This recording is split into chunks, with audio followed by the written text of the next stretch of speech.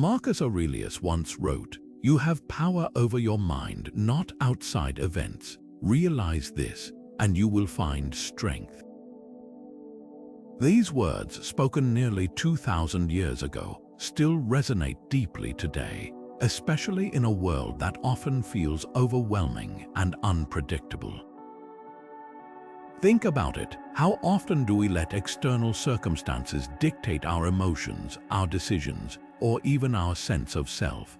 The truth is, the challenges we face today, whether it's stress at work, uncertainty about the future, or the constant noise of modern life, demand a level of mental toughness that many of us struggle to cultivate. But what if the tools to build an unbreakable mindset have been available to us all along? Enter Stoicism, an ancient philosophy that offers timeless practices for developing resilience, clarity, and inner peace. In this video, we'll explore 24 powerful Stoic exercises designed to help you take control of your mind, navigate life's challenges with grace, and ultimately build the mental strength you've always wanted. These aren't just abstract ideas, they're practical tools you can start using today to transform the way you think, act, and live. So, if you're ready to step into a stronger, more centered version of yourself, let's dive in. How often do you find yourself stressing over things you can't change? Whether it's a delayed flight, a rude comment from a coworker, or even the weather, these situations often leave us feeling frustrated and powerless. But here's the truth. Much of our stress comes from trying to control the uncontrollable. This is where the Stoic principle of the Dichotomy of Control comes in, a powerful tool to help you reclaim your peace of mind. At its core, this concept teaches us to focus our energy only on what we can control and to let go of what we can't. As Epictetus famously said, some things are within our power while others are not. Think about that for a moment. Your internal responses, your thoughts, emotions, and actions are within your power. External events like other people's opinions or sudden changes in plans are not. Let's put this into a modern context. Imagine you're stuck in traffic. You can't control the cars ahead of you or the red lights, but you can control how you react. Instead of letting frustration take over, you might use that time to listen to an audiobook, reflect on your day, or simply take a few deep breaths. The same principle applies to workplace conflicts. You can't control how others behave, but you can choose how you respond, whether that's with patience, clarity, or even stepping away to regain perspective. Now here's a challenge for you. Take a moment to list 3 things that are currently worrying you. Then ask yourself, which of these are truly within your control?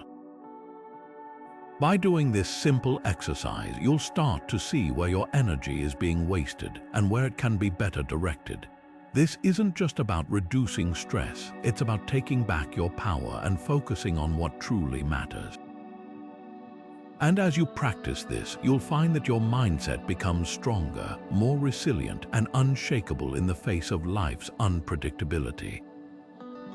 What if everything you fear actually happened? It's a chilling thought, isn't it? But what if I told you that imagining those fears could actually make you stronger, more grateful, and better prepared for life's uncertainties? This is where the Stoic practice of negative visualization comes into play. It's not about dwelling on pessimism, it's about building resilience by confronting what scares us most. Seneca, one of Stoicism's greatest thinkers, put it this way: he robs present ills of their power who has perceived their coming beforehand. In other words, by anticipating challenges, we strip them of their ability to shock or overwhelm us. So, how does this work in practice? Take a moment to think about something you deeply value: your health, your career, or a cherished relationship. Now imagine losing it. What would that feel like? How would you cope? At first, this might seem unsettling, but here's the key. By mentally preparing for the worst, you not only build emotional resilience, but you also gain a profound appreciation for what you have right now. It's like shining a light on the things you might otherwise take for granted. Let's bring this into a real-world context. Say you're worried about a big presentation at work. What's the worst that could happen? Maybe you stumble over your words or your ideas aren't well received. By visualizing this scenario, you can prepare for it, rehearse more thoroughly, anticipate questions, or even plan how to handle criticism gracefully. Or consider a relationship you treasure. What if it were to end? Imagining that loss might inspire you to communicate more openly, invest more time, or simply savor the moments you have together. Here's a challenge for you. Pick one area of your life that feels particularly important right now. Spend a few minutes visualizing the worst-case scenario. Then ask yourself, how would I respond? What steps could I take to prevent it? And most importantly, how does this exercise change the way I feel about what I have today? By embracing this practice, you'll not only build mental toughness, but also cultivate a deeper sense of gratitude for the present moment. And that's where true strength begins. How do you want to show up in the world today? It's a simple question, but one that holds immense power when you take a moment to reflect on it. For the Stoics, the way you begin your day sets the tone for everything that follows. Morning reflection isn't just about planning your schedule, it's about aligning your actions with your deepest values and the virtues you want to embody.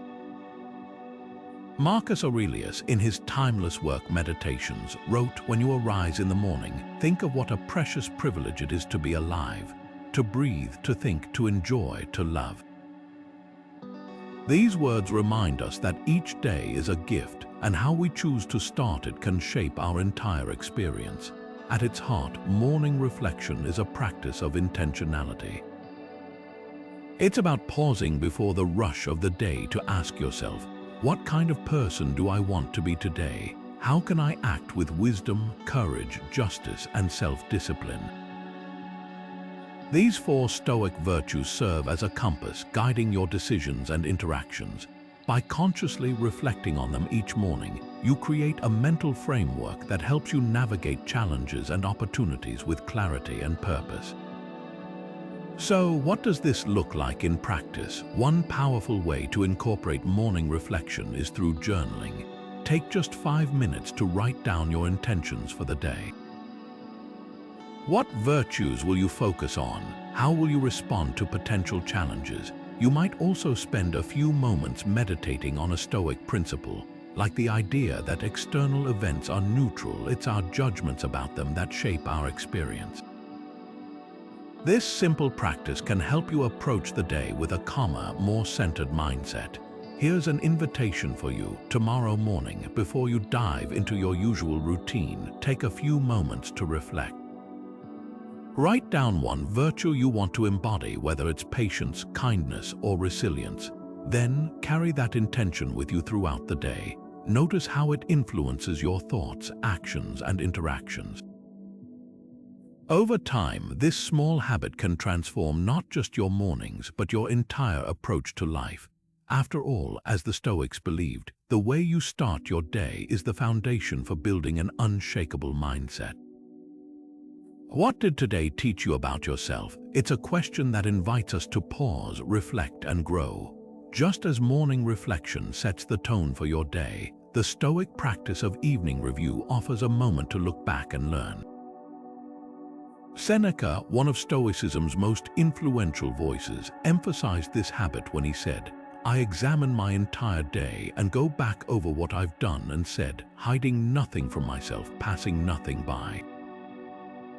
This isn't about self-criticism, it's about self-awareness. By taking stock of your actions, decisions, and emotions, you create a space for intentional growth and deeper understanding of your own character. Evening review is like holding up a mirror to your day. It's a chance to ask yourself, did I act in alignment with my values? How did I handle challenges? Where did I succeed and where could I improve? This practice isn't about dwelling on mistakes or patting yourself on the back. It's about honest reflection that helps you become the best version of yourself. Let's break it down with a practical example. Imagine you had a difficult conversation at work today. During your evening review, you might reflect on how you communicated. Did you listen actively, or were you quick to react? Did you stay calm under pressure, or did frustration get the better of you? By examining these moments, you not only gain insight into your strengths, but also identify areas where you can grow. Similarly, you could review how you responded to unexpected setbacks. Did you approach them with resilience, or did you let stress take over? These small moments of reflection add up over time, shaping your mindset and your actions. Here's a simple way to incorporate this practice into your routine. At the end of each day, take a few minutes to write down one thing you did well and one thing you'd like to improve. Maybe you handled a tough situation with grace, or perhaps you noticed a moment where you could have been more patient. The key is to approach this with curiosity and compassion, not judgment. Over time, this habit will help you build greater self-awareness, resilience, and a deeper connection to your values.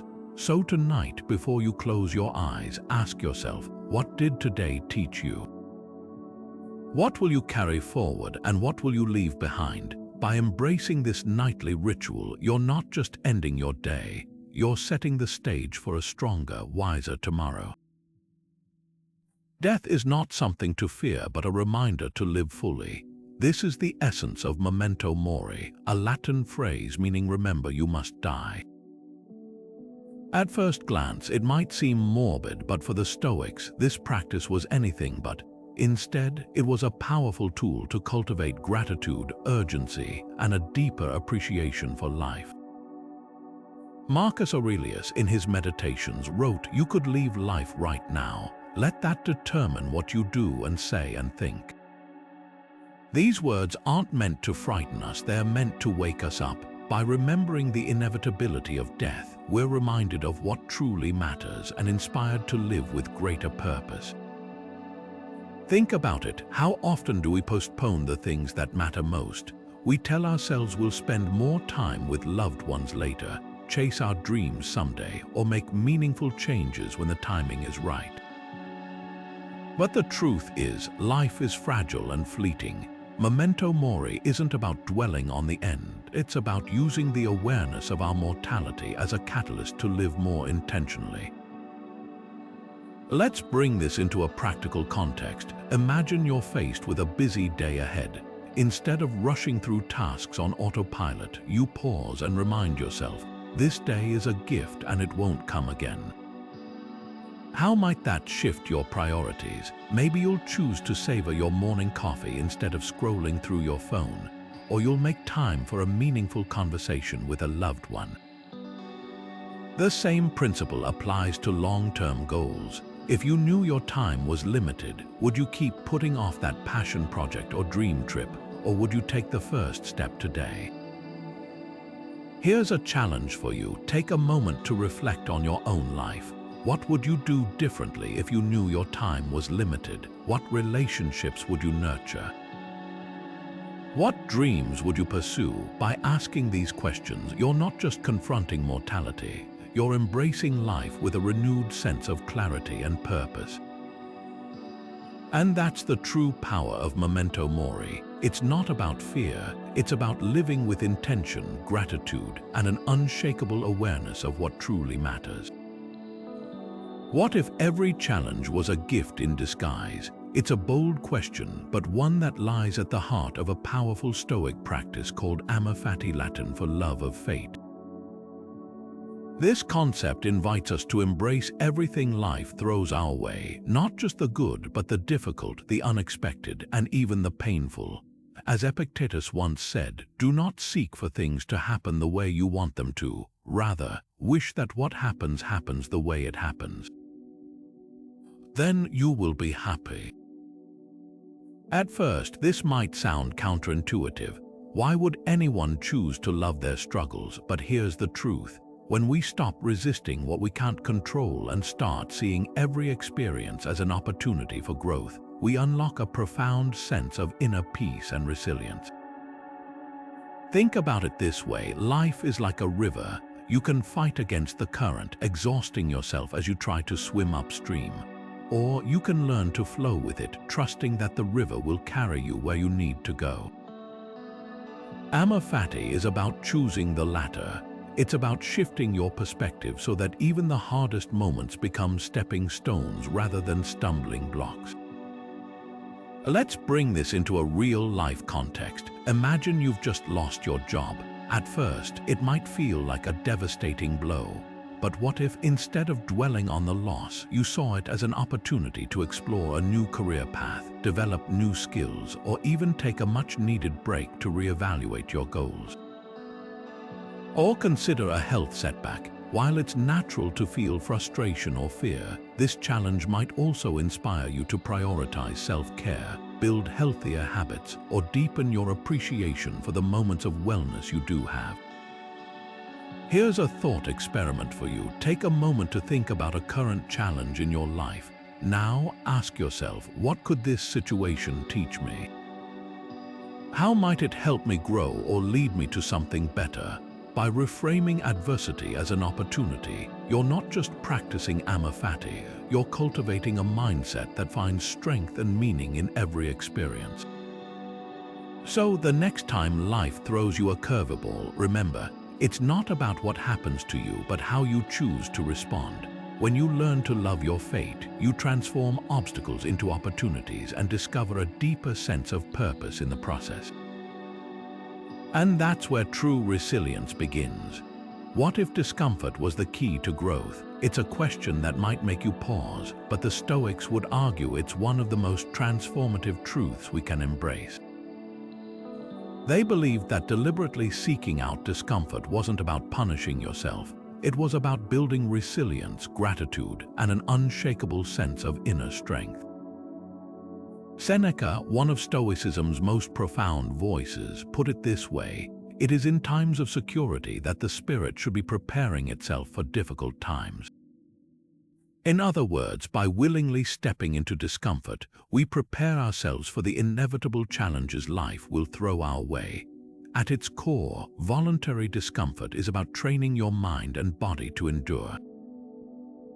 It's like lifting weights for your resilience. Each small act of discomfort strengthens your ability to handle life's bigger struggles. The Stoics understood that comfort, while pleasant, can make us soft, complacent, and overly attached to external conditions. By contrast, embracing discomfort reminds us of our own capacity to adapt and thrive, no matter the circumstances. So, what does this look like in practice? One simple way to start is with cold showers. It's not about torturing yourself. It's about choosing to step out of your comfort zone, even for a few moments, to remind yourself that you can handle discomfort. Fasting is another powerful tool. Skipping a meal or two isn't just a physical exercise, it's a mental one, teaching you to resist impulses and appreciate what you have. Even minimalism, living with less, can be a form of voluntary discomfort. By letting go of excess, you learn to find contentment in simplicity and reduce your dependence on material comforts. Here's a challenge for you. This week, choose one form of discomfort to embrace. Maybe it's waking up an hour earlier, taking a cold shower, or spending a day without your phone. Whatever you choose, pay attention to how it makes you feel. Do you notice a greater sense of gratitude for the comforts you usually take for granted? Do you feel a little stronger, a little more capable? Over time, these small acts of voluntary discomfort can add up, building a mindset that's resilient, adaptable, and unshakable. Remember, this isn't about seeking pain for its own sake. It's about preparing yourself to face life's challenges with courage and grace. By embracing discomfort, you're not just surviving, you're thriving, growing, and becoming the strongest version of yourself. How often do your thoughts control you? It's a question worth asking because for many of us, the answer is all the time. We get caught up in worries, judgments, and endless mental chatter, letting our thoughts dictate how we feel and act. But what if you could step back and observe your thoughts without getting swept away by them? This is the essence of cognitive detachment, a powerful Stoic practice that helps you maintain emotional balance and reclaim control over your inner world. At its core, cognitive detachment is about becoming an observer of your own mind. It's not about suppressing or ignoring your thoughts, it's about noticing them without letting them take the wheel. As Epictetus wisely said, it's not what happens to you, but how you react to it that matters. By detaching from your thoughts, you create a space between stimulus and response, allowing you to choose how you engage with the world rather than reacting impulsively. Let's break this down with a practical example. Imagine you're scrolling through social media and you come across a post that triggers frustration or envy. Instead of letting those emotions spiral, you pause and observe the thought, "I'm feeling upset because of this post." By simply acknowledging the thought without attaching to it, you prevent it from controlling your mood. This same principle applies to workplace stress. When a colleague's criticism sparks anger, you can choose to notice the thought, "I'm feeling defensive," without letting it dictate your response. Here's a challenge for you. For the next day, try to observe your thoughts as if you were an impartial bystander. When a worry or judgment arises, don't judge it or try to push it away, just notice it. You might even label it, "That's a thought about the future," or "That's a judgment about myself." Over time, this practice will help you see your thoughts for what they are, passing mental events, not absolute truths. By cultivating cognitive detachment, you're not just gaining control over your thoughts, you're building a mindset that remains calm, clear, and centered, no matter what life throws your way. And in a world that's constantly pulling us in 1,000 directions, that's a skill worth mastering. What if you could prepare for life's uncertainties? It's a question that might sound impossible at first. After all, how can anyone truly know what's coming next? But what if I told you there's a practice that not only helps you anticipate challenges, but also reduces the anxiety that often comes with the unknown? This is the essence of Premeditatio Malorum, a Stoic exercise that translates to the premeditation of evils. At its core, it's about mentally preparing for potential difficulties so that when they arise, you're ready to face them with clarity and calm. Seneca, one of Stoicism's most influential figures, described this practice beautifully. The man who has anticipated the coming of troubles takes away their power when they arrive. Think about that for a moment. By imagining challenges before they happen, you strip them of their ability to shock or overwhelm you. It's not about pessimism, it's about empowerment. When you've already considered the worst-case scenario, you're better equipped to handle it, and often, you'll find that the reality isn't as daunting as you feared. So, how does this work in real life? Let's say you're working on a big project at work. Instead of just hoping everything goes smoothly, take a moment to consider what could go wrong. Maybe a key team member drops out, or your presentation doesn't resonate with the audience. By visualizing these possibilities, you can plan ahead, perhaps by having a backup team member in mind or preparing extra materials to address potential questions. The same principle applies to relationships. If you're worried about a difficult conversation, imagine how it might unfold. What's the worst that could happen? By preparing for that scenario, you're more likely to approach the conversation with patience and understanding rather than fear or defensiveness. Here's a reflective prompt for you. Take a moment to identify one future challenge you're currently anxious about.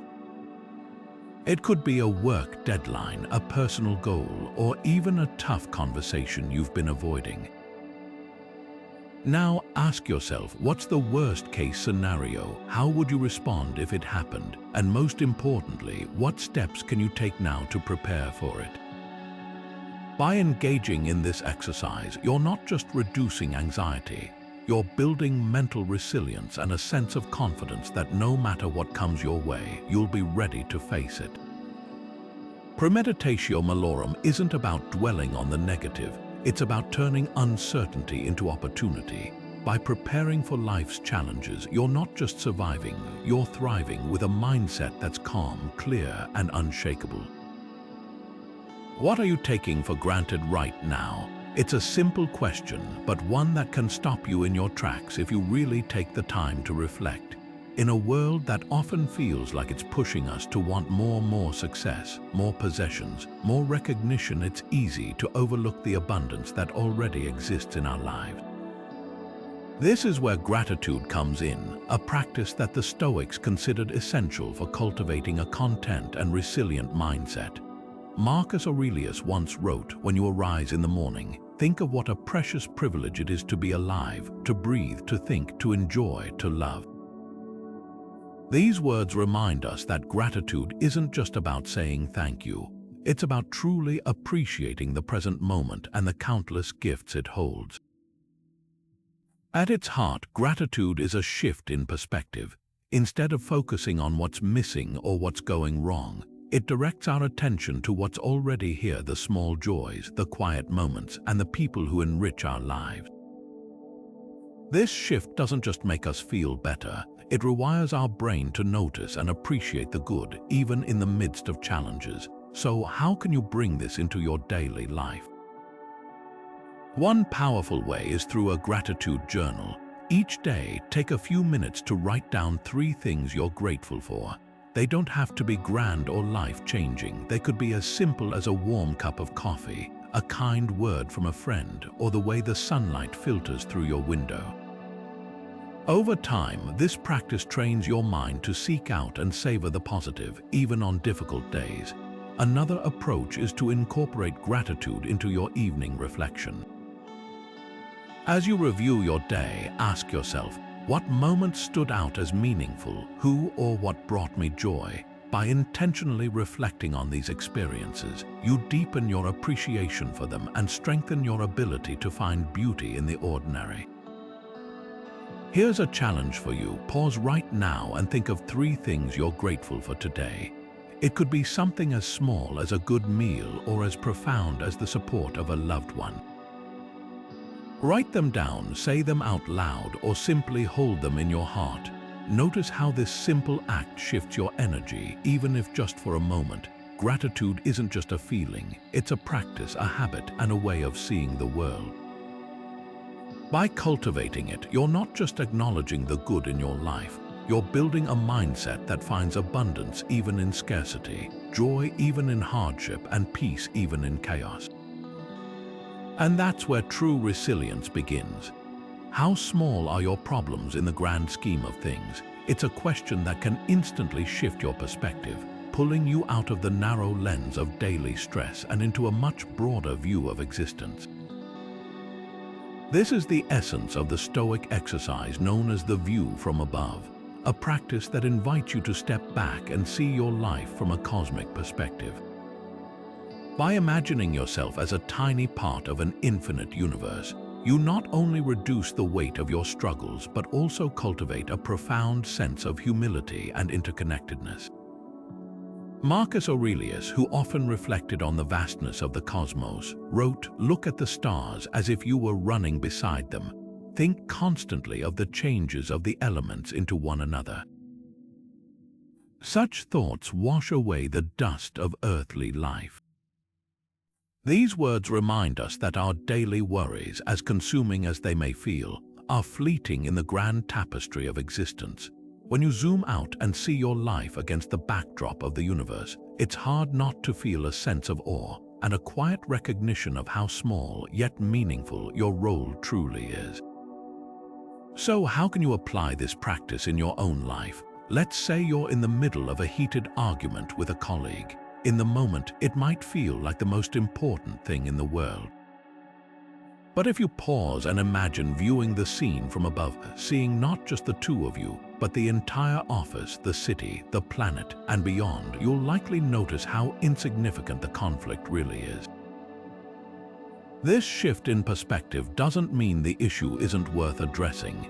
It simply helps you approach it with greater calm and clarity. Or consider a personal struggle like feeling stuck in your career. When you zoom in, it can feel overwhelming, as if your entire future hinges on this one challenge. But if you step back and view your life as part of a much larger journey, one that spans decades, even centuries, you might find it easier to see this moment as just one chapter in a much longer story. Here's a reflective exercise for you. Take a few minutes to sit quietly and visualize your life from a cosmic perspective. Imagine looking down at the Earth from space, seeing the continents, the oceans, and the tiny dot that represents your home. Now zoom in further to your city, your neighborhood, and finally to yourself. Notice how small you are in the vastness of the universe and how connected you are to everything around you.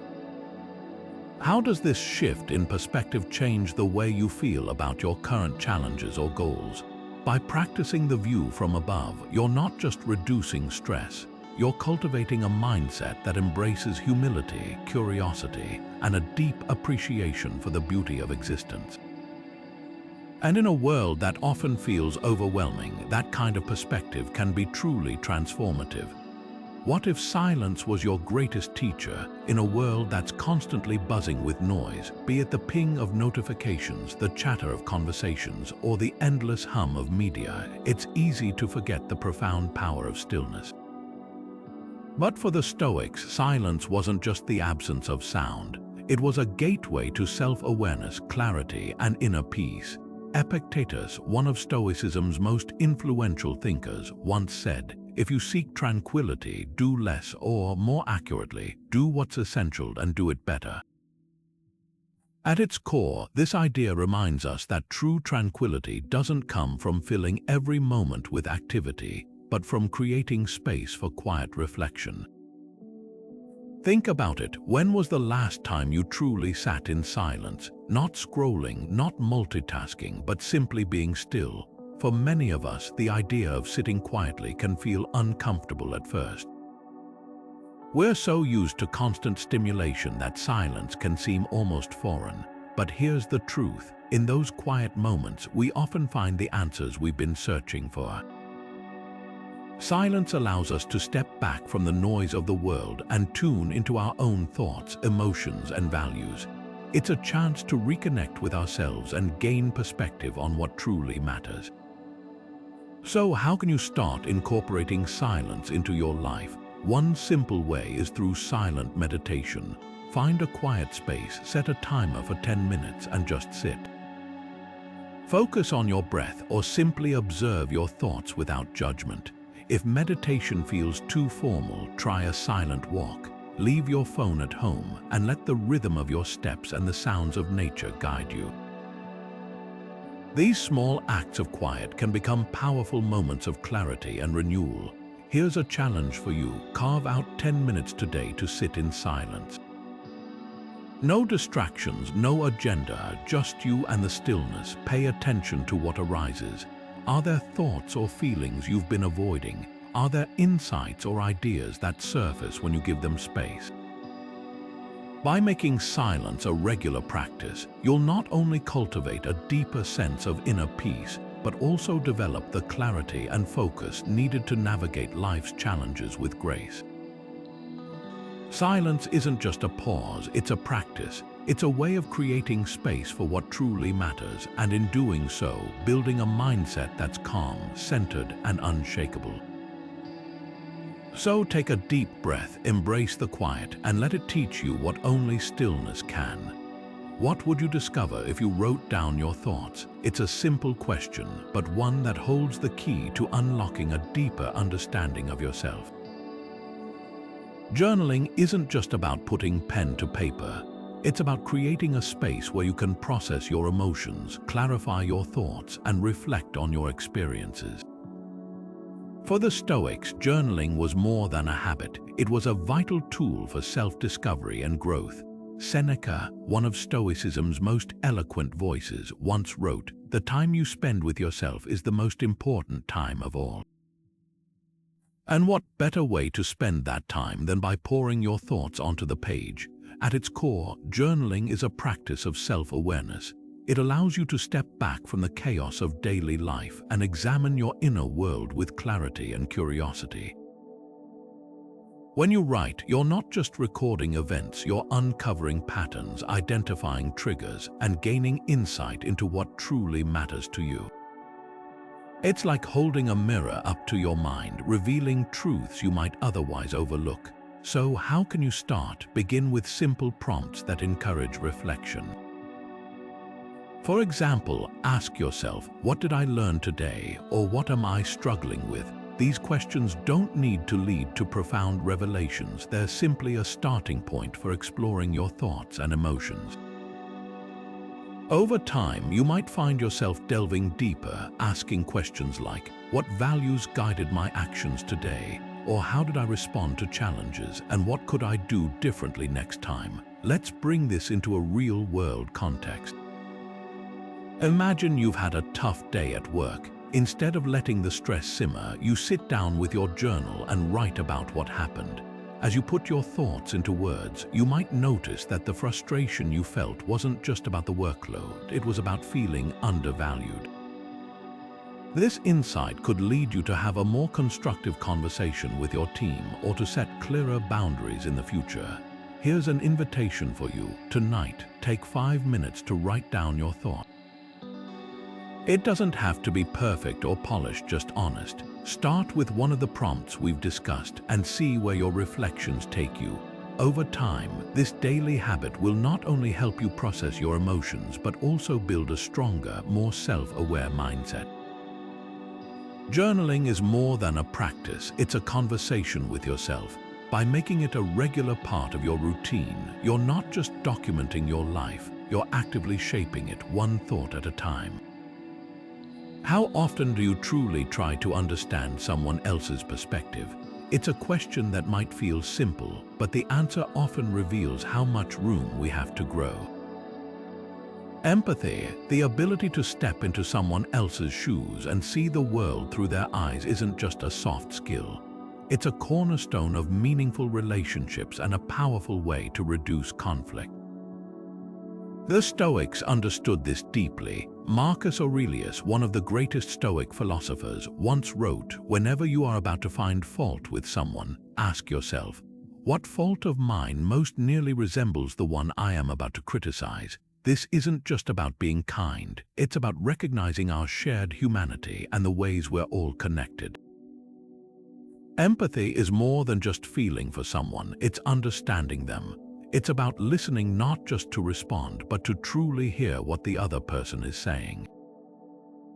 When we take the time to see things from another's perspective, we create a bridge of connection that can diffuse tension, foster trust, and build stronger bonds. Think about it. How many arguments or misunderstandings could be avoided if we pause to consider how the other person might be feeling or thinking? Let's bring this into a practical context. Imagine you're in a disagreement with a family member. Maybe they said something that upset you, or perhaps their actions feel inconsiderate. Instead of reacting defensively, take a moment to ask yourself, what might they be going through? Are they stressed, overwhelmed, or dealing with something you're not aware of? By shifting your focus from your own emotions to theirs, you open the door to a more constructive conversation. The same principle applies at work. If a colleague seems difficult or uncooperative, consider what pressures or challenges they might be facing. Often, a little empathy can transform a tense situation into an opportunity for collaboration. Here's a challenge for you. In your next conversation, practice active listening. This means giving the other person your full attention, putting away distractions, maintaining eye contact, and really focusing on their words. Try to notice not just what they're saying, but how they're saying it. What emotions are behind their words? What might they need from you in that moment? By practicing this kind of empathy, you're not just improving your relationships, you're building a mindset that values understanding over judgment, connection over conflict, and compassion over criticism.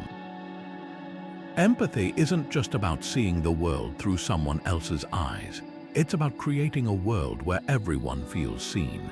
And in a time when division often feels easier than connection, that's a skill worth cultivating.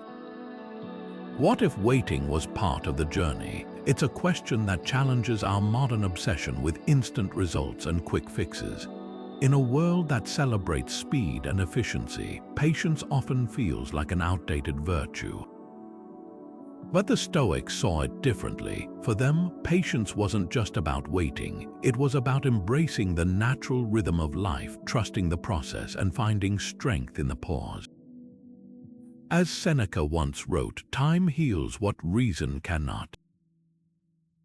These words remind us that some things simply can't be rushed, and that enduring delays with grace is its own form of wisdom. At its core, patience is about acceptance. It's recognizing that not everything is within our control, and that trying to force outcomes often leads to frustration rather than fulfillment. The Stoics believed that life unfolds according to its own timing, and that our role is to align ourselves with that flow rather than resist it. This doesn't mean we sit back and do nothing. It means we act with intention, but also with the understanding that results may take time. Let's bring this into a practical context. Imagine you're working toward a promotion at work. You've put in the effort, honed your skills, and contributed to your team, but the opportunity hasn't come yet.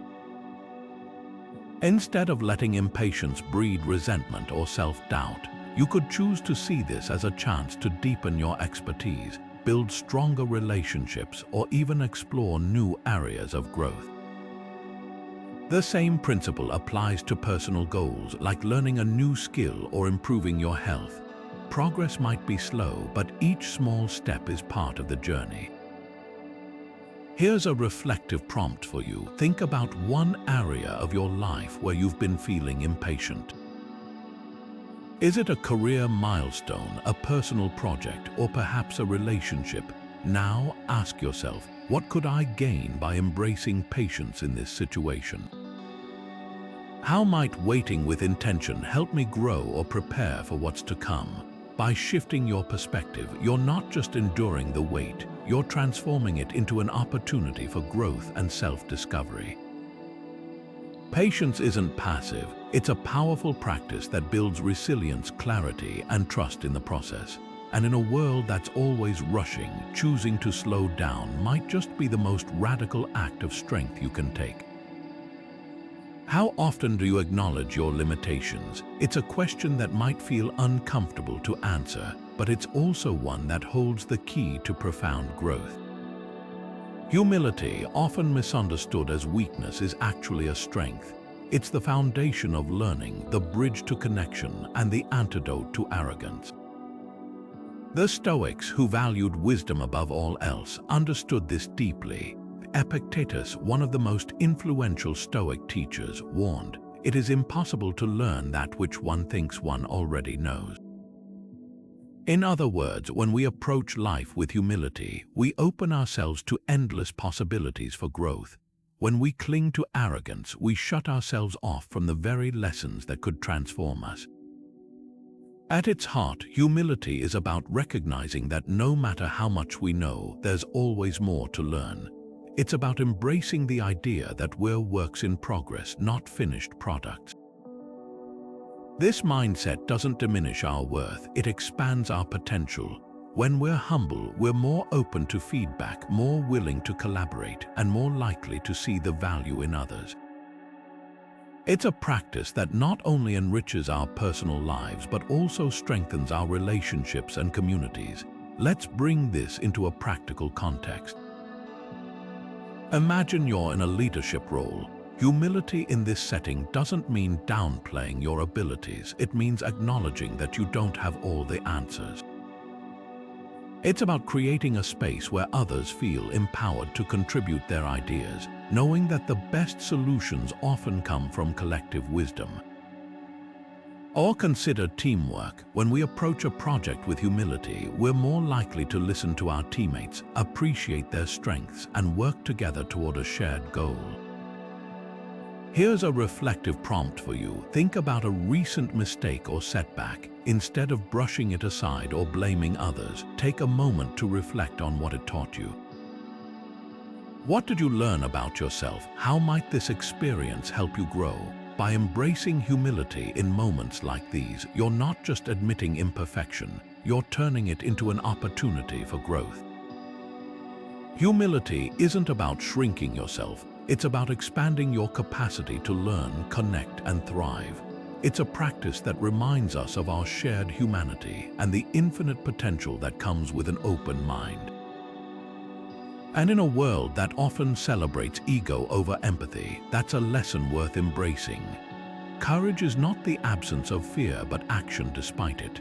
This simple truth lies at the heart of Stoic philosophy, reminding us that bravery isn't about being fearless, it's about moving forward even when fear is present. For the Stoics, courage was one of the four cardinal virtues, a cornerstone of living a life aligned with wisdom, justice, and self-discipline. It's the strength to face adversity head-on, to stand firm in the face of uncertainty, and to act with integrity even when it's uncomfortable. Marcus Aurelius, one of Stoicism's greatest voices, once wrote, "The impediment to action advances action. What stands in the way becomes the way." These words capture the essence of courage. Instead of seeing obstacles as something to avoid, we can view them as opportunities to grow. When we act with courage, we transform challenges into stepping stones, building resilience and confidence along the way. So, what does this look like in practice? Let's take public speaking, a common fear for many. The thought of standing in front of an audience can feel overwhelming. But courage isn't about eliminating that fear, it's about stepping onto the stage anyway. By preparing thoroughly, focusing on your message, and reminding yourself of the value you're offering, you can channel that fear into energy and purpose. The same principle applies to difficult conversations. Whether it's addressing a conflict at work or having an honest discussion with a loved one, courage means leaning into discomfort to create a resolution or deepen understanding. Here's a thought to consider. What's one fear you've been avoiding? Maybe it's starting a new project, reaching out to someone you admire, or simply saying no to something that no longer serves you. This week, take one small step toward confronting that fear. It doesn't have to be a giant leap, just an action that pushes you slightly outside your comfort zone. Notice how it feels to act despite the fear and reflect on what you learn from the experience. Courage isn't about grand gestures, it's about the quiet, consistent choices we make every day.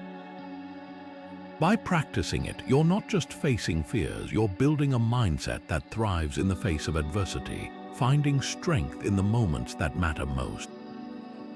How often do you indulge at the expense of your goals? It's a question that might make you pause, especially in a world that often encourages excess. Whether it's endless scrolling on social media, impulsive spending, or overindulging in comfort. But what if the key to true fulfillment isn't in having more, but in knowing when to say enough? This is the essence of temperance, a Stoic virtue that emphasizes moderation and self-control. At its core, temperance isn't about deprivation, it's about finding balance and aligning your actions with what truly matters. Seneca, one of Stoicism's most insightful voices, warned, "It is not the man who has too little, but the man who craves more that is poor." These words cut to the heart of temperance. It's not about how much you have, but how you relate to what you have. When we practice moderation, we free ourselves from the constant chase for more and instead find contentment in the present moment. Let's bring this into a practical context. Think about your daily habits. Do you find yourself reaching for your phone the moment you wake up or scrolling late into the night? Temperance invites you to set boundaries around screen time, creating space for deeper connections, creativity, or rest. The same principle applies to diet. Instead of overindulging in foods that leave you feeling sluggish, temperance encourages mindful eating, savoring each bite and stopping when you're satisfied, not stuffed. Even spending can be an area to practice moderation. Before making a purchase, ask yourself, do I really need this or am I just chasing a temporary feeling? Here's a reflective prompt for you. Take a moment to identify one area of your life where you tend to overindulge. Is it in your consumption of media, food, or material goods? Now ask yourself, how does this habit align with my values and long-term goals? What small step could I take today to bring more balance to this area? By practicing temperance, you're not just avoiding excess, you're creating space for what truly matters, cultivating a life of purpose, clarity, and fulfillment. Temperance isn't about saying no to enjoyment, it's about saying yes to a deeper, more meaningful way of living. And in a world that often glorifies excess, choosing moderation might just be the most radical act of self-care you can take. How do you define fairness in your actions? It's a question that might seem straightforward, but when you really stop to think about it, fairness isn't just about following rules or treating everyone the same. It's about acting with integrity, even when no one is watching. For the Stoics, justice wasn't just a social ideal. It was a personal virtue, a way of living that aligned with wisdom, courage, and self-discipline. Marcus Aurelius, one of Stoicism's most revered figures, put it this way: what is not good for the hive is not good for the bee. In other words, acting justly isn't just about benefiting others, it's about creating harmony within yourself and the world around you. At its core, justice in Stoicism is about doing what's right, not because you're forced to, but because it aligns with your values and the greater good. It's about treating others with respect, standing up for what's fair, and making decisions that reflect your commitment to integrity. This might mean speaking up when you see injustice, even if it's uncomfortable, or choosing honesty over convenience, even when it's easier to stay silent. Let's bring this into a practical context. Imagine you're working on a team project, and you notice that one member is being unfairly criticized or overlooked. Acting justly in this situation might mean stepping in to advocate for them, ensuring their contributions are recognized and valued, or consider a personal relationship where a misunderstanding has created tension. Instead of letting resentment build, justice invites you to address the issue openly and honestly, seeking resolution rather than blame. Here's a reflective prompt for you. Think about a recent decision you made, whether it was at work, at home, or in your community. Ask yourself, did I act with fairness and integrity? If not, what could I have done differently? By reflecting on your actions, you're not just evaluating a single moment, you're strengthening your ability to act justly in the future. Practicing justice isn't about perfection, it's about intention. It's about making choices that reflect your commitment to fairness, even when it's hard. And in a world that often feels divided, those choices, no matter how small, can create ripples of harmony and trust. So, the next time you face a decision, ask yourself, what would justice look like here? And let that guide your path forward. The present moment is all we truly have. Not yesterday with its regrets and lessons, nor tomorrow with its hopes and uncertainties. Just this moment right here, right now. For the Stoics, this wasn't just a philosophical idea, it was a way of life. Epictetus, one of Stoicism's most influential teachers, put it simply: we should always be asking ourselves, is this something that is or is not in my control? And when it comes to the present moment, the answer is clear. It's the only thing we can truly control. Practicing presence isn't about escaping reality or ignoring the past and future. It's about fully engaging with what's happening right now. When we're present, we're not weighed down by the what-ifs of tomorrow or the if-onlys of yesterday. We're grounded, focused, and alive to the experience at hand. This shift in focus doesn't just reduce anxiety, it transforms the way we experience life. The mundane becomes meaningful, the ordinary becomes extraordinary, and even the challenges feel more manageable when we meet them with full attention. So, how can you bring this into your daily life? One simple practice is deep breathing. Whenever you feel your mind racing or your stress levels rising, take a moment to pause and focus on your breath. Feel the air entering your lungs, the rise and fall of your chest, and the sensation of exhaling. This small act can anchor you in the present and bring a sense of calm. Another way to practice presence is through mindful eating. Instead of rushing through a meal while scrolling on your phone, take the time to savor each bite. Notice the flavors, textures, and aromas. By doing so, you're not just eating, you're experiencing. Here's a reflective prompt for you. Today, choose one activity, whether it's a conversation, a walk, or even washing the dishes, and commit to being fully present for just 5 minutes. Notice what it feels like to give your full attention to that moment. What do you see, hear, or feel that you might have otherwise missed? By practicing presence, you're not just living in the moment, you're reclaiming it. Presence isn't a destination, it's a practice, a choice we make again and again. And in a world that's constantly pulling us in 1,000 directions, it's a choice that can bring clarity, peace, and a deeper connection to the life you're living right now. What would your life look like with fewer distractions, fewer possessions, fewer obligations, just the essentials that truly matter? It's a question that might feel intimidating at first, especially in a world that often equates more with better. But what if the path to contentment isn't about accumulation, but about subtraction? This is the heart of simplicity, a practice that the Stoics saw as essential for cultivating peace, clarity, and freedom. Seneca, one of Stoicism's most eloquent voices, put it this way: "It is not the man who has too little, but the man who craves more that is poor." These words remind us that true wealth isn't measured by what we own, but by how free we feel. At its core, simplicity is about stripping away the unnecessary, whether it's physical clutter, mental noise, or emotional baggage, so we can focus on what truly matters. It's not about deprivation, it's about liberation. When we let go of excess, we create space for the things that bring us joy, purpose, and fulfillment. This might mean decluttering your home, simplifying your schedule, or even reevaluating your priorities to align with your values. Let's bring this into a practical context. Imagine your closet is overflowing with clothes, yet you still feel like you have nothing to wear. By decluttering and keeping only the items you truly love and use, you're not just creating physical space, you're also reducing decision fatigue and making your mornings more peaceful. The same principle applies to your calendar.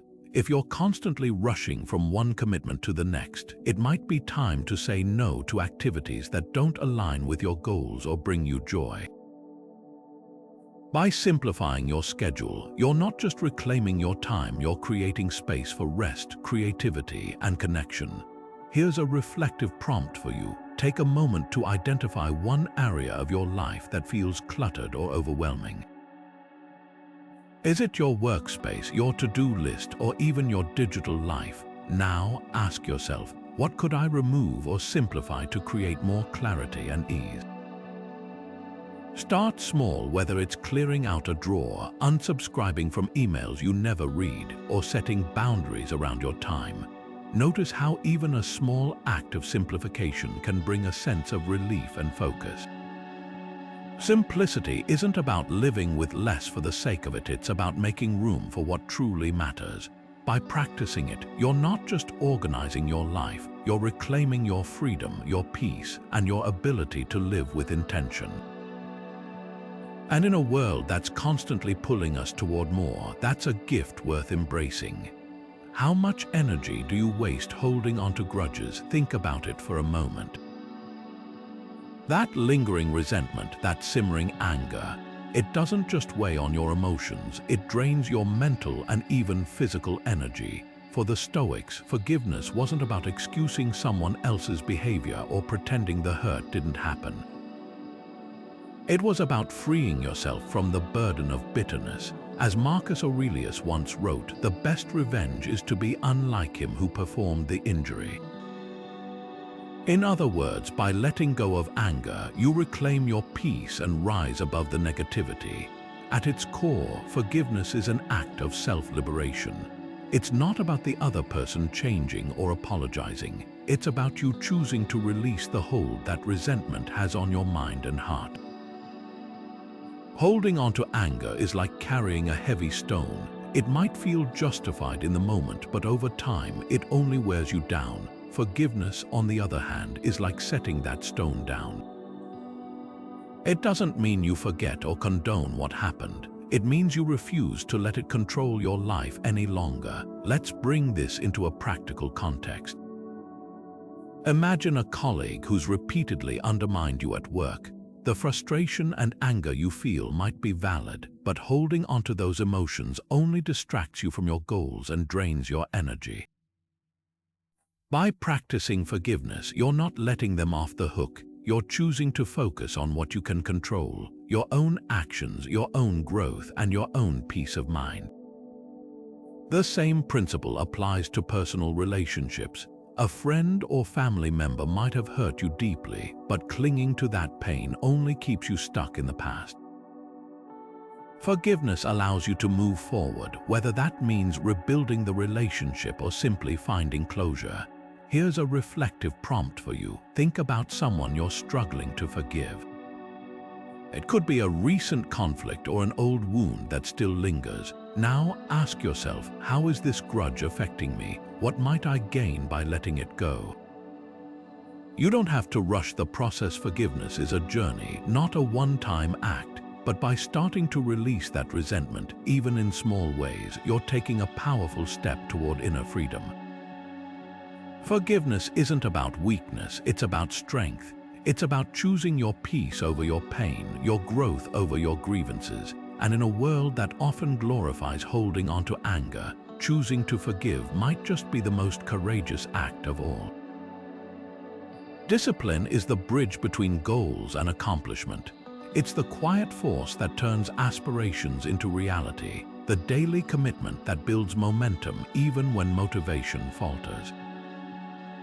For the Stoics, discipline wasn't just about willpower. It was about aligning your actions with your deepest values and taking consistent steps toward the person you aspire to be. As Epictetus once said, no great thing is created suddenly, any more than a bunch of grapes or a fig. If you tell me that you desire a fig, I answer you that there must be time. Let it first blossom, then bear fruit, then ripen.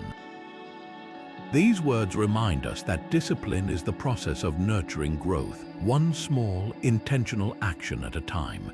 At its heart, discipline is about self-mastery. It's the ability to choose long-term fulfillment over short-term gratification, to stay focused on what truly matters even when distractions abound. This doesn't mean being rigid or harsh with yourself. It's about creating a structure that supports your goals and helps you stay true to your values. Whether it's building a new skill, improving your health, or advancing in your career, discipline is the steady hand that guides you forward. Let's bring this into a practical context. Imagine you've set a fitness goal like running a marathon. Discipline isn't just about lacing up your shoes on the days you feel energized. It's about showing up even when it's raining, when you're tired, or when the couch feels far more appealing. The same principle applies to learning a new language. Progress might feel slow at first, but by committing to daily practice, even if it's just 10 minutes, you're laying the foundation for fluency over time. Here's a reflective prompt for you. Think about one habit you've been wanting to build or improve. It could be related to health, productivity, or even personal growth.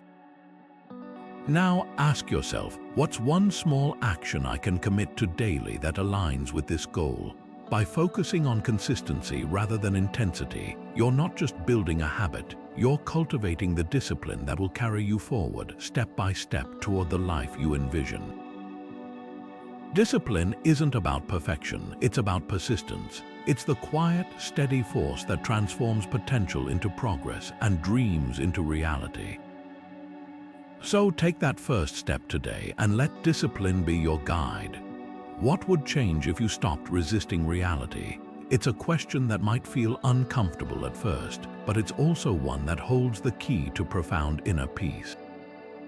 Acceptance isn't about giving up or resigning yourself to life's challenges, it's about seeing things as they are, without the added weight of denial or resistance.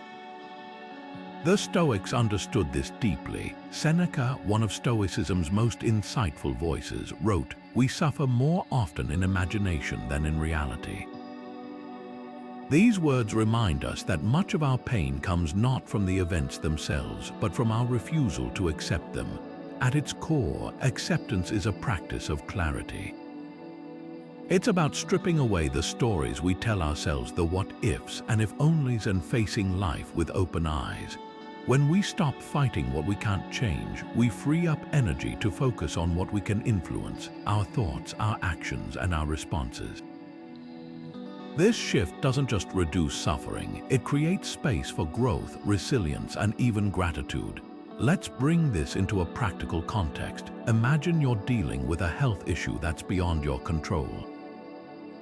Instead of spending your energy wishing it were different, acceptance invites you to focus on how you can adapt and care for yourself in the present moment. This might mean adjusting your routine, seeking support, or simply finding ways to make the best of the situation. The same principle applies to unexpected changes, like a sudden job loss or a relationship ending. By accepting the reality of the situation, you're better equipped to navigate it with grace and clarity, rather than being consumed by frustration or regret. Here's a thought to reflect on. What's one situation in your life that you've been resisting? Maybe it's a difficult conversation you've been avoiding, a personal limitation you've been trying to ignore, or even a global event that feels overwhelming. Take a moment to consider, how might acceptance change the way you approach this situation? What steps could you take to move forward with greater peace and purpose? Acceptance isn't about passivity, it's about empowerment. By embracing reality as it is, you're not just reducing your suffering, you're opening yourself to new possibilities, deeper insights, and a more grounded way of living. And in a world that's often unpredictable, that kind of clarity is truly invaluable. How often do you extend kindness to yourself and others? It's a question worth reflecting on, especially in a world that often feels divided and disconnected. Compassion, the ability to feel for others and act with genuine care, isn't just a moral virtue. It's a cornerstone of Stoic philosophy. The Stoics believed deeply in the interconnectedness of all people, seeing humanity as a single, shared community. Marcus Aurelius, one of Stoicism's most revered figures, put it this way: "What injures the hive injures the bee." In other words, when we harm others, we harm ourselves. When we act with compassion, we strengthen the bonds that unite us all. At its core, compassion is about recognizing our shared humanity. It's the understanding that everyone you meet is fighting their own battles, carrying their own burdens, and striving for their own version of happiness. This perspective doesn't just soften our judgments, it opens our hearts to the possibility of connection and understanding. For the Stoics, compassion wasn't just a feeling, it was an action, a choice to extend kindness even when it wasn't easy or convenient. Let's bring this into a practical context. Imagine you're in line at a coffee shop, and the person ahead of you is holding things up, perhaps fumbling with their payment or struggling to make a decision. Instead of feeling frustrated, you could choose to see them with compassion. Maybe they're having a rough day, or perhaps they're dealing with something you can't see. A simple smile or a patient word can make a world of difference. The same principle applies to workplace dynamics. If a colleague seems irritable or withdrawn, instead of reacting defensively, you might ask if they're okay or offer a listening ear. These small acts of kindness don't just benefit others, they also nurture your own sense of connection and purpose. Here's a challenge for you today: perform one intentional act of kindness. It doesn't have to be grand. Maybe it's holding the door for someone, complimenting a stranger, or simply taking a moment to check in with a friend. Notice how it feels to extend compassion, both for the person receiving it and for yourself. Over time, these small gestures can ripple outward, creating a more compassionate world, one interaction at a time. Compassion isn't just about helping others, it's about recognizing that we're all in this together. By practicing it, you're not just making someone else's day a little brighter, you're strengthening the threads that bind us all, fostering a sense of unity and shared humanity. And in a world that often feels fragmented, that's a gift worth giving. Throughout this journey, we've explored 24 Stoic exercises, each one a stepping stone toward building an unshakable mindset. From the Dichotomy of Control, which teaches us to focus on what's within our power, to Memento Mori, a reminder to live fully by embracing the impermanence of life, these practices are more than just philosophical ideas, they're actionable tools for resilience, clarity, and inner peace. Together, they form a powerful framework for navigating life's challenges with grace and purpose.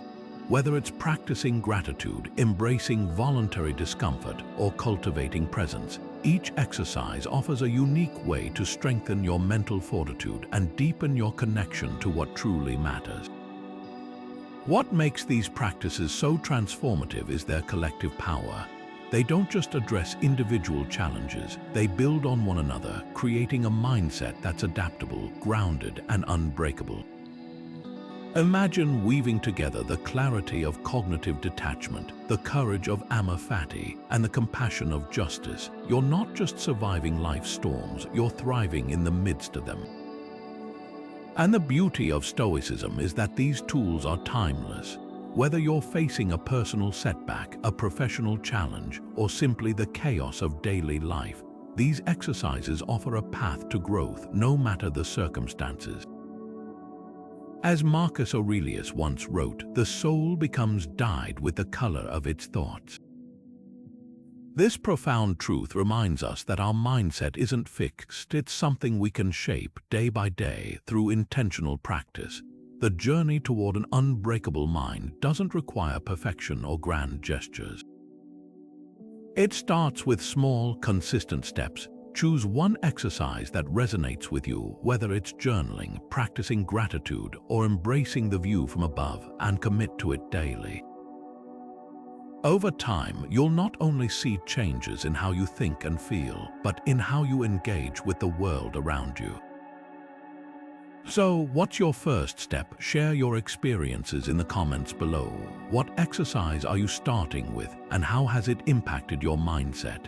And if you're eager to dive deeper into Stoic wisdom, subscribe for more insights and practical tools to help you live with intention and resilience.